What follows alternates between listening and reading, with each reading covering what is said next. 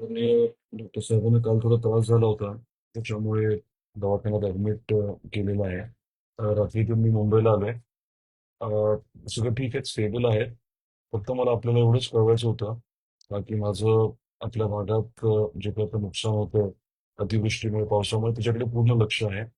आणि प्रत्येक गावामध्ये जे नुकसान झालंय तिथे आपला प्रयत्न आहे की पंचनामे लवकरात लवकर व्हावे. प्रशासनाला तशा सूचना दिलेल्या आहेत. आपली कुठली काही अडचण असेल तर कृपया मला SMS करा. किंवा आपण व्हॉट्सअप जरी केलं तरी चालू शकेल. आपल्याला विनंती हीच आहे की प्रशासनाला आपण सहकार्य करा. पंचनामे व्यवस्थित करून घेणं खूप गरजेचं आहे.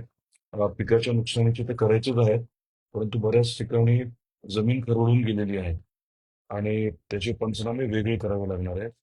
काही ठिकाणी विहिरीमध्ये गाळ गेला असेल, पंप सेट किंवा ड्रिपचे सेट, स्प्रिंकलर वाहून गेला असेल, तर त्याचे देखील पंचनामे करणं अपेक्षितच आहे.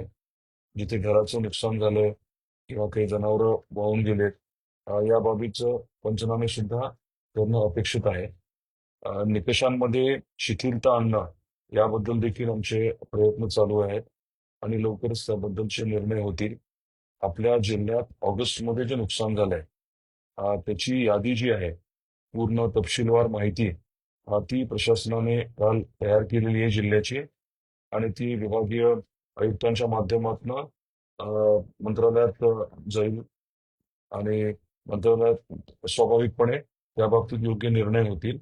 राज्यातील 4-5 जिल्ह्यांच्या निधीचं वितरण गेल्या आठवड्यात सुरू झालंय आणि शक्यतो या आठवड्याच्या अखेरीस आपल्या जिल्ह्याचे पहिल्या टप्प्यातले पैसे यायला सुरू होतील अशी अपेक्षा आहे.